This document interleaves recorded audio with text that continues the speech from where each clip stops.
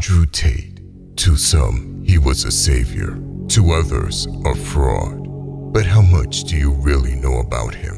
Whether you see him as a manipulative rat. I do not endorse any crypto. I don't want any of my fans to lose. I don't want any young children who believe in me to lose. I don't want anybody to lose a single penny. That's why I do not endorse any cryptos. I will never endorse any cryptos. Absolutely none of them.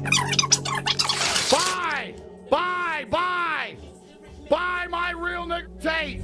Or a brave truth teller. Remember, all I am offering is the truth, nothing more. One thing is clear. Andrew Tate knew how to play the game. The real problem, most people were so caught up in their emotions, either loving or hating him, that they completely missed the bigger picture. You see, while people were arguing whether he's a hero or manipulator, whether he's a fake Muslim, whether he's black or white, they all miss the strategies he's been perfecting in plain sight. Those surface-level arguments only distract from what really matters. Here's the truth. Tate has been running strategies so subtle, so calculated, that they fly under the radar of almost everyone. And today, I'm here to expose every single one of them. Now, let me be clear. I never made a hit piece on another man. I'm not one of those pathetic exposed YouTubers. But Andrew Tate's rise to power was built on a foundation of 4 psychological tactics, strategies that are darker and more effective than most realize. By the end of this video, you'll see Andrew Tate for what he truly is, and you'll have the tools to use these tactics yourself, or defend yourself against them. But here's your warning. Some of these tactics blur the line between genius and unethical. They're not for the faint of heart. Number 1. Disguised opportunist. Do you think Andrew Tate is a hero or an opportunist? If you think he's a hero, you might as well pack your bags and move to Disneyland. Andrew Tate is a master opportunist, and that's not necessarily a bad thing. I feel like there's an opportunity here somewhere. That's just how my mind works. Opportunism is human nature. It's how hustlers survive and thrive. But what separates Tate from the average hustler is his ability to disguise his opportunism in heroism, making it seem like he's always on your side. Listen to that again. Every single human is an opportunist, whether they admit it or not. But Tate excels at wrapping self-interest in a noble narrative, aligning it with his audience's values. Take the Red Pill movement, for example. When it was rising, Tate jumped right on that wave. He positioned himself as the voice of reason for lonely men, offering solutions and self-help. But as soon as the hype began to fade, so did his involvement in that space. Then, as Islam gained more visibility and followers, Tate publicly converted. He even posted videos of himself praying while his brother stayed Christian. Why? To appeal to 2 powerful demographics, Christians and Muslims. Now, from an ethical standpoint, most people would consider this wrong. But from an opportunistic viewpoint, it was undeniably effective. Then came cryptocurrency. During the bear market, when crypto was down, Tate distanced himself from crypto, claiming that it could hurt his followers financially, and he would never endorse crypto. I don't want any young children who believe in me to lose. I don't want anybody to lose a single penny. That's why I do not endorse any cryptos. I will never endorse any cryptos. Absolutely none of them. The idea of a 16-year-old spending their last money on a coin because I said so, and them losing money would bother me. He positioned himself as a noble savior, The current superhero of Earth for all the children is Andrew Tate. while taking shots at other influencers who had promoted crypto scams and rug pulls. I'm not a fucking scammer like Logan Paul. I'm not a clown. My endorsement is extremely powerful because unlike Logan Paul, who sells crypto pump and dumps, making kids lose money, People loved him for it. But when the market turned bullish, he and his associates cashed out with crypto, leaving many fans in the dust. And now, with politics heating up, Tate is exploiting the current climate by criticizing Islam in the UK, a stance that resonates with certain political groups. And now, he's positioning himself to run for Prime Minister. Listen. Andrew Tate has a sharp eye for opportunities. His loyalty lies wherever the opportunity takes him. People get so caught up in his words when he picks a side that they miss the fact that he's simply riding the waves of public opinion and momentum. Again, this isn't necessarily a negative trait. As a hustler, it helped him accomplish everything he wants. In fact, many successful people do the same. They jump on trends, make it seem like they care about the cause, and when the hype dies down, they move on to the next opportunity. So, what can you learn from this? All humans are opportunists by nature, driven by survival and self-interest. So if someone positions himself as a savior, you must question their integrity. Don't pedestalize influencers as saviors.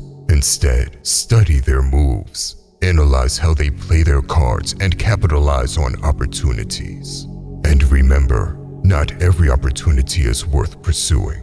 True success comes from balancing ambition with integrity. Opportunism can take you far, but only if it's guided by honor. Number 2, alter ego. Have you ever wondered how a lanky nerd with an awkward kickboxing style transformed himself into a global icon? The answer lies in one of the most powerful psychological tactics, the creation of an alter ego. Andrew Tate has carefully crafted a persona, outspoken, flamboyant, ruthless, and professional. There are moments when he drops a persona and reveals his true self. And podcast hosts have talked about watching him switch into top G as soon as the cameras roll. You can even see glimpses of the real Tate in his old vlogs on his YouTube channel, The Hateful Tates. But this isn't about exposing him. It's about understanding the power of his tactics. If you pay close attention, you'll see that top G is a created persona. It's highly effective, but artificial nonetheless. Tate modeled his alter ego after people he admired, like Conor McGregor, Donald Trump, and others. He took their most powerful qualities and fused them into a persona that embodied confidence, charisma, and ruthlessness. Whenever he puts on the glasses, his psyche shifts into top G, and his entire personality changes. And here's the thing. You can do the same. Imagine creating a persona that allows you to conquer any fear or insecurity. Many successful people have done the same thing. Take Beyoncé, for example. She grew up singing in church, and performing half-naked on stage went completely against her morals. It terrified her. So, she created an alter ego called Sasha Fierce. By seeing Sasha as separate from herself, she relieved the pressure and performed without fear.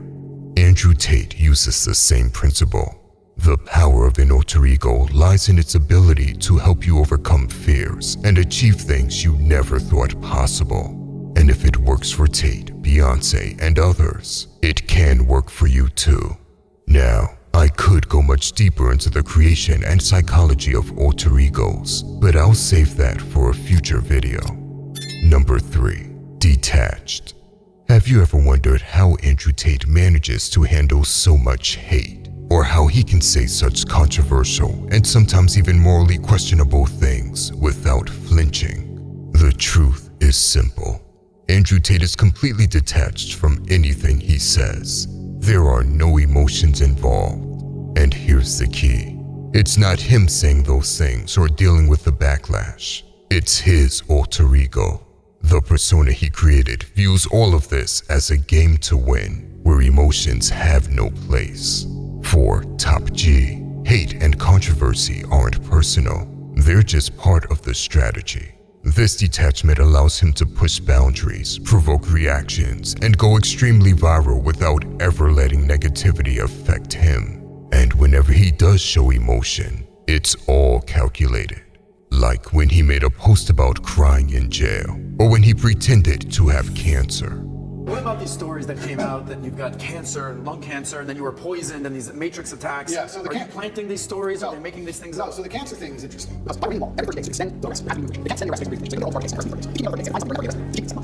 Now, again, some of these things are unethical.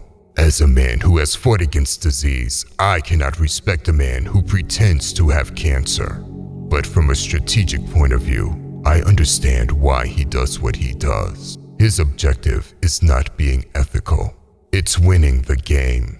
And it's so interesting seeing everyone get emotional because of Tate, while Tate remains completely detached.